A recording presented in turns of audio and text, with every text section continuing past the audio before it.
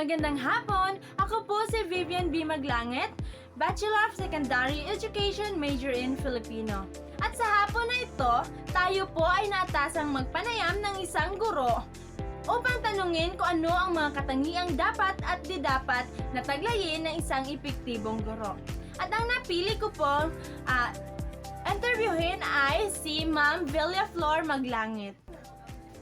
Magandang hapon, Ma'am. Maaari ka po bang magbahagi kung ano ang katangian na dapat at di dapat taglayin sa isang epektibong guro? Okay, magandang hapon. Base sa aking karanasan, ang mga magandang katangian na dapat taglayin ng isang guro ay siguro ang pagiging isang mayroong sapat na kaalaman sa asignatura. Pangalawa, ang pagiging flexible. At pangatlo, ang pagiging responsible. Kasi bilang isang guro, nararapat lamang na may mataas tayong kaalaman para mas may bahagi natin sa ating mga mag-aaral kung ano yung mga dapat at hindi dapat nilang matutunan. Yung pagiging flexible naman, hindi kasi sa lahat ng panahon na, like for example, Filipino major ka, so hindi sa lahat ng panahon na sa Filipino ka lang talaga magtuturo.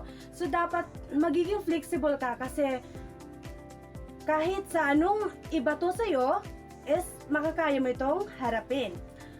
Pangatlo naman ang pagiging responsable. Siyempre, sa panahon natin ngayon, marami ng mga activities na dapat nating pagtuunan ng pansin para sa mga mag-aaral. Kaya dapat kailangan magiging responsable ka sa lahat ng gawain para mas mabigyan mo ito o mas may bahagi mo ito ng maayos. Yung mga bagay naman na hindi dapat taglayin ng isang guro is yung pagiging maiksi ang pasensya. At pangalawa, syempre ang pagiging irresponsable. At ang pangatlo ay dapat matuto kang matuto kang i-separate yung problema mo sa bahay at yung problema mo sa school. Dapat kung ano man yung magiging problema nyo sa bahay is hindi mo yun kailangang dalhin sa paaralan para hindi magiging problema o hindi mag-abala sa iyong pagtuturo. Ayun lamang po at Okay. Maraming salamat po, Ma'am, sa pagbabahagi ng iyong kaalaman. Maraming mga katangian na dapat at di dapat taglayin ng isang epektibong guro. At ilan na dito ang binahagi ni Ma'am Flor kanina. Una ay ang pagkakaroon ng sapat na kaalaman sa asignaturang tinuturo. Pangalawa, ang pagiging flexible. At ang panghuli ay ang pagiging responsable.